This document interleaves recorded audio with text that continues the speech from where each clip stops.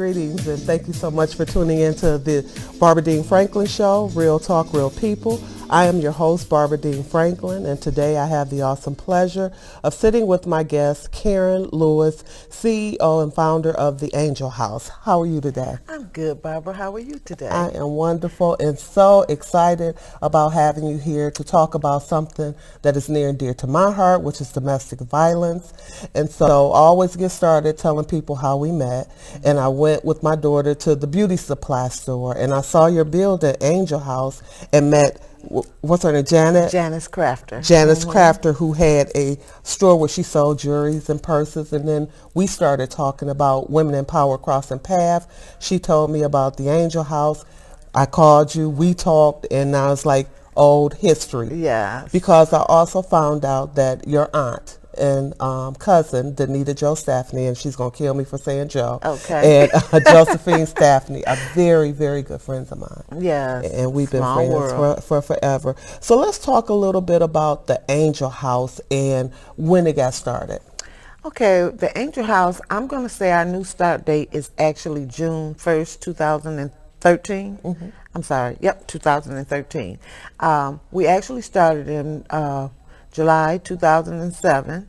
We were out to help women who had a history of living on welfare. Okay. And one generation after another, the grandmother, the mother, then the daughter. So I worked for the state of Michigan, and I done stuff like food stamps, child daycare, medical, state emergency, and I see the people coming in and I see the history of it, right, one family after another. So my goal was to break that generational cycle of women living on welfare and show them a better way in life. Okay. So after that went on, I wasn't able to get the money up and to run it like I should have it running, so I closed it down. And I was going to stay closed for a good while, but my pastor, our first lady, passed away at our church. And once she passed away, my pastor gave me all the paperwork back that I had given her to help me with the Angel House, because she said she didn't want me to close. She wanted me to be up and running, and she was going to show me how. Okay. But after she passed away, I couldn't do that. And I didn't have I wasn't hungry for it anymore. Okay, all right. And I didn't have that hunger, so I left it alone. And but he came about almost a year after she passed, and he gave me the paperwork back.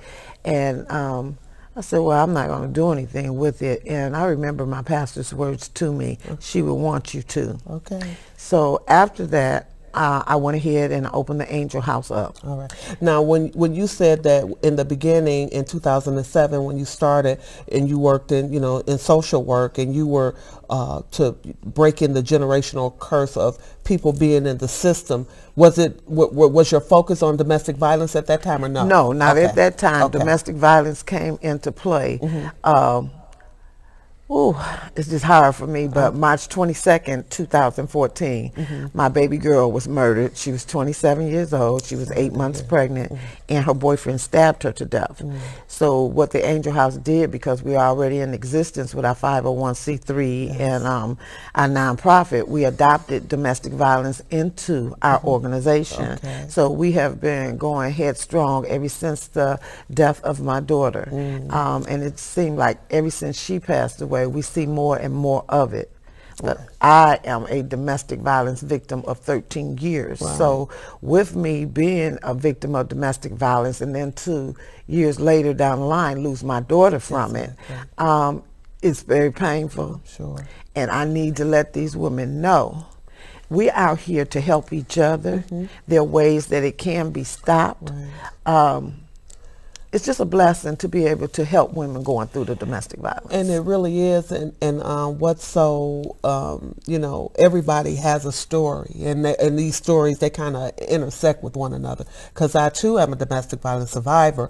But my daughter was kidnapped and beaten by her boyfriend. Wow. God bless me. He didn't, she is still here with me. Amen. Your daughter, you don't have that opportunity, but you have a way to still cherish and honor her in life Every by day. helping Yes. other people. Yes. And I see the things that you do. I'm just looking at the people who are talking about your heart and how you give to people, you know, that you have a heart, and I know that you're a child of God. Yes. I definitely know that. And I know God is going to use you in a mighty way, you know, Thank you. her death will not be in vain, you know. And what you said is that letting people know, because every day on the news now you're hearing about people losing their lives. And now they're just not hurting the women, but they're hurting families and children and things of that nature.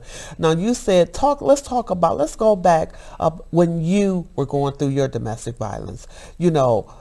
So what are the things, because you hear a lot of times people say, why do they stay? Why, you know, why won't they get help? So in many cases, people have, you know, you try to get help, but people are tired of hearing your story. Right. You know, so. And then when you keep running back to the situation, they're really tired of hearing your story. I came from a household, both parents were, I was raised by my mother and my stepfather, and both of them were alcoholics. Okay. My stepfather abused my mother. I saw that in my household. When I got old enough to leave, I got into a domestic violence relationship. I let him put in my mind that I have to stay with him because nobody else is going to want me. I'm too skinny. Nobody's going to love me. He's the only one that will put up with me. I have to deal with his mess. And that was in my head, and I was wondering, is that why my mother stayed in the relationship she was in? Was it in her head? But you get a breakthrough. Once you get to know the Lord Jesus Christ, you get a breakthrough. Most definitely. And my breakthrough was awesome. Okay. I'm sorry that my kids were 4 and 7 when it happened, but Rachel and Tracy knew. It was the 3 of us. And Mama was there no matter what. And so I got a breakthrough to get away from it. And I didn't look back. Right. And I think that, you know, as I sit here today on our show, Hug Me, Don't Hurt Me, if I'm not mistaken. And that's for women going through domestic violence. We have a good couple of things that we do. We have workshops that we do during the week. They can come in and go to our workshops for domestic violence. We have support groups, and it does not cost to come to our workshops or our support groups. These women are out here. They're hurting. They are hurting. They are afraid to say what they're going through. So what do you find the biggest challenge is with the women that you encounter who are going through the domestic violence? What do you think their biggest challenge is? Fear of the man. Fear of the man. And lack of support. Lack of support, low self-esteem. And when you have that low self-esteem, you have to get it built back up. And that's why I thank God for our support groups. When me and my daughter have those support groups, we try to build our self-esteem back up. We try to introduce these women to God. Because once you get God in you, baby. Yeah, you're powerful. Oh my God. Yeah, you are all powerful. And when you get it deep down rooted in you, you'll know you don't have to take a man hitting on you. You don't. You don't. You know? You never don't. And it's not, and what I love about the power of God, it's not like, you know, like you think you're all that, but when you just know that you know that you know that you know that if God be for you, you know, because here it is, my whole thing, I don't expect anybody to put their hand on me because I'm not going to put my hand on you, number one. I'm going to carry myself in a way. I love the Lord, and I try and do everything that I can to uplift, encourage, and inspire whoever it is. So I'm not trying to run a man down, but I am who I am. You understand? So I'm an independent woman, you know, not in my own right, you understand? So I don't need it's not that not to say that I don't want to. If a man respects me, I'll definitely need a king in my life. That's right, amen. I'm looking for my Boaz. You're looking for that Boaz. I'm looking for my Boaz. But everybody asks me though. They say, "Why aren't you married?" I am married. I'm married to Jesus Christ right now, and that's good enough for me. That's where I am right now. You know, but if God blesses me with a man, he has to be a man to love the Lord more than he loves anything or anybody. Because if he has that type of love, then he knows how to love love you. That's right. Because I definitely know how to love me. Amen. And I know how to love and respect whoever God brings into That's my correct. life. I have an abundance of love that I give away each and every day to people, so I would love to take all of the love that I have wrapped up in me and to concentrate it on this one special person that God blesses me with. Yes. It would just be overwhelming, Amen. so I know that God is going to bless us when it is time, but we have work to do. Amen. And we have work to do for our young girls that are out here. We need to show the younger women and even the older women, but I'm thinking about the next generation. That's right. That we need to raise up to help, Yes. to give them some self about themselves, to let them know that they have what it takes without any extra added additions. Right. There's no preservative, no additives, unless it's Jesus. Yes. If they can concentrate on him, then they will never have to worry about being abused. But then we need some man to show these boys how to be men as well. Well, I was just at something the other day. I can't remember where I was at one of these functions, and this gentleman had fathers of friends. Okay. So he's trying to bring his organization up. It's a grassroots company too. I made sure I left my card with him. So, I know. I went to. They had a. What is that expungement fair? Okay, right. There, and I wanted to make sure I was there passing out my cards and stuff for the Angel House. Okay. And I was shocked to see how many women were in there to get their records expunged. But I did not realize all this was going on. And I'm not naive to the world because, like I said, I worked for Department of Human Services for so long. I got to see it, but I never knew that many women was in crime.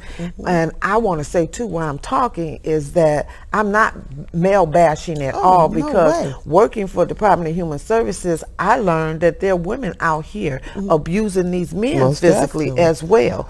But my focus is on the women because I am a woman, and that's what I have gone through, domestic violence. Okay. Now, let's go back because we only have a few minutes left. Okay. And so what I want you to do, just thinking about what your daughter went through, what you went through, and all the things that you're trying to do in Angel House. There's some woman out here right now that's hurting, that's going through something. I just want you to look in the camera from your heart. I want you to speak to somebody and just encourage them on how to move forward. Yes. I would like to encourage any woman out there to pick up her Bible and read it. That's where I find my safety and my comfort at. And when you get in that word and you begin to read that word, God is strengthening you. He's bringing you out of it then. You do not have to go through the things that you're going through with any man abusing you in any type of way. And where they say you can call the police, you can call 911, you can go to a hospital, you can go to a shelter, but you can always go to Jesus Christ. And as long as you got Jesus Christ in your life, he's bringing you through it all. And my vision is for the Angel House to be able to house at least 60 women. We need to raise enough money to purchase a building to let 60 women live in there. We will teach and train them that there's a better way in life other than welfare, other than abuse and living in poverty. We want to show you that God loves you enough, and you'll be able to work in our daycare facility, our administrative office, our mailroom, our cafeteria. We'll be able to keep you going and uplift you. You'll be able to go to our worship services there in our facility to help bring you to this, to show you what a God life is all about. And that's what we want to do to break the cycle. Give us a call, 734-524-0380. That's the number to the Angel House, and we'll do what we can to help you. We don't have a shelter right now, but you can stay at our facility a couple of hours while we find a shelter for you to go to, a safe haven for you to be at. That's our goal, to help women going through what they're going through today.